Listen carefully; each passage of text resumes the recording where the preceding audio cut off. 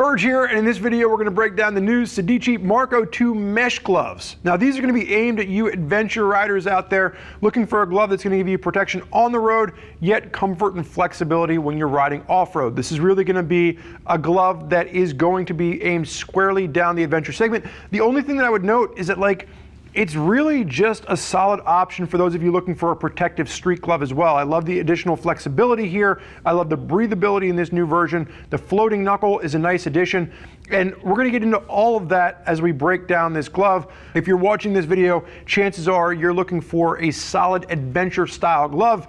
And whether you're wearing it on the street or you're using this for dual use, it's going to be a great option for you to consider coming in around that $80 price point. Now, the price is up a little bit from the previous version of the Marco, up about $30, but really when I break these down and I show you how the two gloves sit side by side, they're not even in the same world. This is a huge step forward from what we've seen from Sedici in the past with the previous version of the Marco, and it's really going to be an excellent option and consideration for the price point. Now, from a sizing note, sizes range from a small up to a 4XL. When I measured my hand and I used Sedici's size chart, I was somewhere between large and extra large.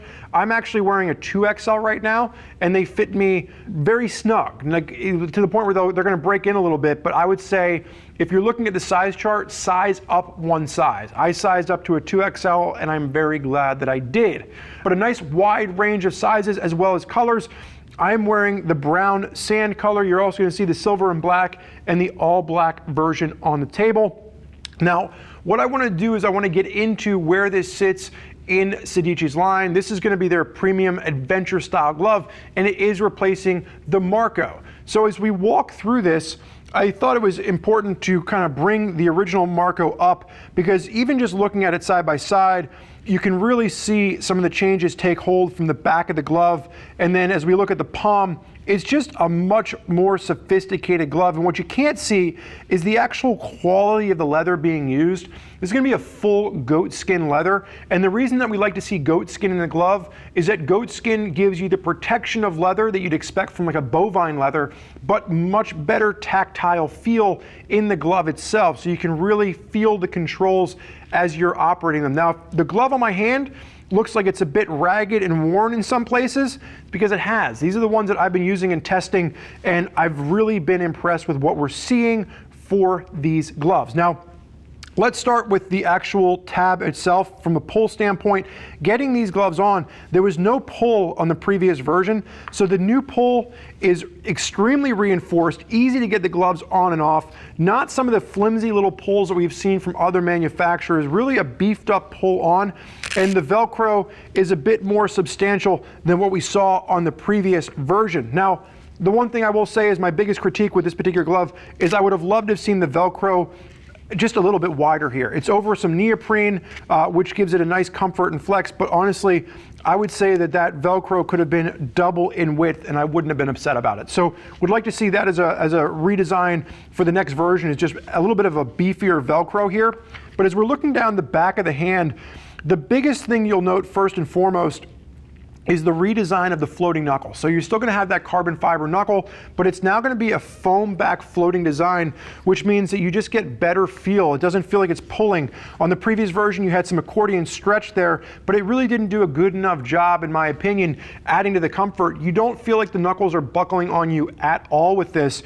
You're also gonna notice that the goat skin at the back of the knuckle is now gonna be a perforated goat skin. So this is gonna help push airflow through here and just give you more comfort. When you were looking at seasonality for this glove, this is your 2 to 3 season warm weather glove. This is spring, summer, and into the fall. Not necessarily something you want to wear into the winter months, unless you're one of those lucky SOBs that lives in Southern California, Florida, or Texas, in those warmer areas. Realistically, this is your 2 to 3 season warm weather adventure glove. Now, the other thing that's been redesigned here is if you're looking at the back of the fingers, one of the big complaints on the previous version was you had this accordion stretch down to the base of your fingers, but then you had this kind of TPR sitting at the top part of your knuckles here, and it just didn't help with flexibility. So they've redesigned this, and they've actually pushed the accordion stretch up into the top part of your finger. Little pops are reflective there. Much more comfortable glove. Then you have mesh backing at the top, and then leather, and some mesh on the inside of the fourchettes with some leather kind of coming around to the top of the fingertips. But what you'll notice here is you can see where I'm actually wearing through on the knuckle, because I'm a two-finger clutcher, and then that clutch lever is just banging into my third little knuckle over there on my ring finger. But really easy, comfortable manipulation when you're out there, when you're riding off-road and you're using that clutch and that brake constantly. I love the redesign of this particular piece. Big amount of reinforced, and this is the digital goat. You can see little sublimated reflective on the pop there, but huge amount of reinforcement working its way up all over the pinky. And that's going to bring us to the inside of the glove. And if we're comparing this, again, to the previous version, it's a much more sophisticated goat skin that they're using here. You're going to have perforation throughout the entire hand, much more breathable than the previous version. I love the fact that they've redesigned the palm slider. So it's a redesigned SuperFabric, and SuperFabric are these tiny little thermal welded plates, and they're extremely abrasion resistant, but they also work to slide a little bit better than what we've seen from some of the beefier sliders out there. And it's more comfortable. So when you're wearing this all day on your adventure bike, it's not wearing out your hand. The previous version was just a bit bulkier, and I think it added a little bit of fatigue to the rider throughout the day because of how bulky and padded it was.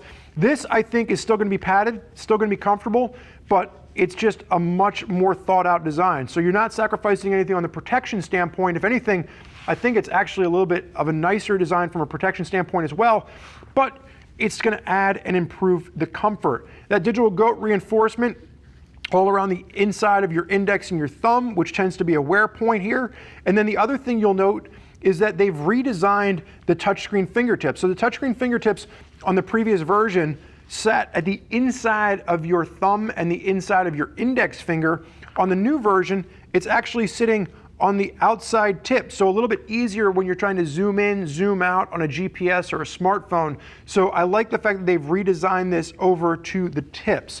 The final real note here, if I wanted to come up with a critique, is I've been wearing these for a few rides at this point, and you can start to see that the textile portion of this begins to just kind of pill up a little bit. So I would just say, expect that to be a wear item on the glove. You can see it especially on the knuckle where I'm pulling that clutch lever in on the knuckle over here. So the textile is just going to pill up, which makes the glove look used, without having to put too many rides into it. But overall, when you're comparing the new Marco 2 compared to the outgoing Marco, it's more comfortable, it's more protective, it's more thought out, it's a higher quality leather. It's all in all just a huge bump up in what you'd expect from a Sedici glove, and it's really an impressive glove, especially when you're considering this is coming in at that $80 price point. This is hitting, much more with players in line with like a $150 pair of gloves. So really impressive to see what Sedici has done with this particular glove. And I'm saying that as a huge fan of the adventure riding segment. This is definitely a glove that I personally have been using, as you can tell. One of our assistants here was like, oh no, there's a scratch on it. I was like, well, yeah, there's a scratch on it because I was banging it into a tree. So this is the personal one that I've been using, but you can see the different colorways here. If you want more information from folks that are already out there using the Sedici Marco 2 gloves, you can always click the info button on your desktop or mobile device. You can read other rider reviews, and you can see what other riders have to say about the new Marco 2 gloves. And if you're not sure which pair of gloves are right for you and your riding style, you can always reach out to one of our customer service representatives, and they can walk you through all the different gloves available so you can find the right pair of gloves for your riding style as well as your price point. I want to thank you for joining us today for this look at the Sedici Marco 2 mesh gloves. I'm Spurge.